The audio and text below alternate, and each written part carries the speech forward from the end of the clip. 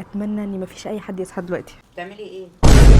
الفيديو ده ما كانش متحضر له خالص، يعني ما كانش حتى فكره في دماغي، ولا انا كنت عارفه النهارده انا هعمل ايه فهصوره. لا، وطبعا ما دام شفتوا البرنيطه دي اعرفوا ان الفيديو جه فجاه، فشعري مش جاهز، فقلت اطلع اشوف هيحصل ايه. فانا النهارده اخدكم معايا في يوم مختلف، ومؤخرا بدات احس ان الحاجه لما بتيجي فجاه وبيبقى مش متحضر لها وطالعه من القلب فبتوصل. يمكن سبب ان انا اصور النهارده ان انا عايزه اوصل لكم حاجه قد كده. عاملين ايه يا رب تكونوا بخير، وحشتوني جدا جدا. انا النهارده يومي الحمد لله طبعا على كل شيء، بس ما كانش الطف حاجه. وصلت البيت في العادي انا ممكن اكله تغير مودي، عارفين الحاجات اللي بنقدر نفرح نفسنا بيها ولو بسيطه بنعملها. فكنت هطلب اكل من بره والدنيا تبقى لذيذه الى حد ما طبعا، بس زي ما انتم عارفين انا دلوقتي مظبطه اكلي مش عارفه اعمل كده. فكنت قاعده مع نفسي بقول طب وبعدين، هل هفضل يعني متضايقه مش عارفه اعمل ايه وجعانه بقى وده مش هينفع ده مش هينفع؟ فقلت لا ما بدهاش، انا هقوم ابسط نفسي بطريقتي، يلا بينا. ودلوقتي الساعه 3 بالليل، قعدت ادور في الفريزر كده على اي حاجه اعملها سريعه. حسيت طب ليه سريعه؟ طب ما انا اعمل حاجه رايقه وكاني بعملها لاكتر حد انا بحبه في الدنيا. فطبعا انتوا عارفين الواحد بيبدع ساعتها خصوصا في الاكل، بيحب يوصل مشاعره بالاكل. حسيت ان انا برضو ممكن ابسط نفسي بحاجه زي كده، فقعدت ادور في الفريزر ما لقيتش غير نص لحمه مفرومه. طبعا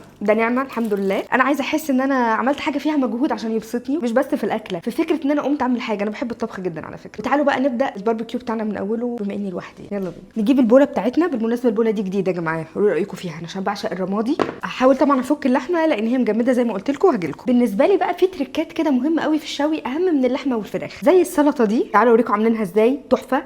اول حاجه بقى بنقطع البصل زي ما احنا شايفين، بعد كده ننزل عليه بالبقدونس. انا يا جماعه كنت جايبه سماق يعني ونقلته من الكيس لبرطمان، فانا مش فاكره هو ده ولا لا، بس هو ده لونه، فان شاء الله يكون هو. حط كده سماق، ملح، خل بايدينا كده كده، ده بقى جاهز. والتاني اهم حاجه بالنسبه لي بقى يا جماعه البيبي بصل والبيبي طماطم. الخضار المشوي على الفحم مع اللحمه او الفراخ مش عايزه اوصف لكم جماله، اللي جربوا اكيد فهمني. حتى لو هتعملوا لنفسكم بس اتعبوا عشان خاطر نفسكم يا جماعه، حاولوا تبسطوا نفسكم، ما تستنوش الانبساط يجي لكم من بره.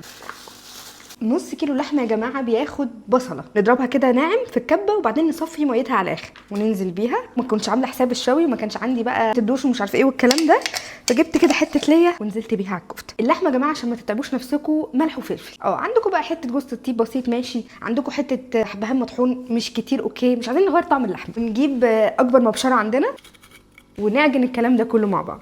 بعد كده بقى يا جماعه هتيجي اهم مرحله في عمل الكفته، التشميع. يعني بعد ما نعمل الكلام ده كله ما نشتغلش بيه على طول، نسيبه في التلاجة بتاع نص ساعه كده. يلا بينا. اتمنى ان مفيش اي حد يصحى دلوقتي، مش عندي حاجه اعمل عليها الكفته، فلقيت عيدان الشيش طاووق دي هجربها معاكم، حتى ممكن اعملها على 2 ونشوف. يا سلام تحفه. ما بصوا احنا ممكن بابسط الحاجات نبسط نفسنا. طبعا مش قصدي ابسط حاجات كفته دي نعمه كبيره الحمد لله، انا اقصد فكره انك تشوي، انك ترسمي لو بتعملي حاجه تاني، انك تنزل تلف في الشارع حتى بدون هدف، احساس الشتاء اللي داخل ده كده والريحه اللي في الجو. كل حد فينا هتلاقي عنده حاجه بسيطه جدا ممكن تبسطه وتغير موده 180 درجه. انتوا مثلا قولوا لي ايه اكتر الحاجات البسيطه اللي بتفرق معاكم وبتبسطكم. يلا بينا. بدات ارص الكفته على الفحم وكنت حاسه ان انا متحمسه جدا. الموضوع مش ناقصه بس غير كوبايه شاي بالنعناع بتهيألي، ونهوي خفيف خفيف كده. لا انا سامعه صوت. بتعملي ايه؟ هو الامانه هو مش سؤال، يعني هو ما ينفعش تسال السؤال ده، هي اكيد ريحه صحتك فعلا. يعني الحقيقه ما حبيتش اشغل بالكم خالص بالنقاشات العائليه الاوليه دي، فحبيت ان انا اعمل فويس اوفر كده لحد ما بس اقنع ماما من فكره ان انا يومي ما كانش احسن حاجه. فالحمد لله هي استوعبت الفكره واقتنعت في الاخر. ماما صحت في وقتها. صحيني وقولي لي. ما انا كنت ناويه اساليه، مش انا كنت ناويه اصحيها. سنين ومرت. حبي نفسك يا معادة عشان تستاهلي. الله على اللون، ما خدتش وقت ابدا. بصوا اللون والجمال. رغم ان انا ما كنتش متخيله ان في حد هيشاركني اللحظه دي، لما كنت بفكر وبشجع نفسي ان انا اقوم اعمل حاجه تبسطني ما كاش في بالي لحظه ان اللي يمكن كنت محتاجاه وانا في قمه ضيقتي هو حد بحبه ويشاركني احساسي. فتخيلوا بقى لما يكون الحد ده هو الام، اشبعوا منهم على قد ما تقدروا، ما تفوتوش اي لحظه معاهم عشان اللحظات اللي معاهم ما بتتعوضش. وكمان هي عيد جوازها النهارده، واحلى حاجه ان احنا كنا ناسيين والموضوع جه فجاه. عايزه اقول لكم ان اللحظه فرقت معانا احنا الاثنين، ولا كانت على البال ولا على الخاطر. طبعا معروفه اول واحده دي بتطلع بتدق مش بتتخلى، صح؟ في طماطمايه كده بتطلع حاجه بيضه كده، مش عارفه هي كده بايظه ولا ايه، بايظه كده مش عارفه. ودلوقتي بقى جه وقت الدوق. دوق ايه؟ جه وقت الاكل. ننزل بالسلطه بتاعتنا.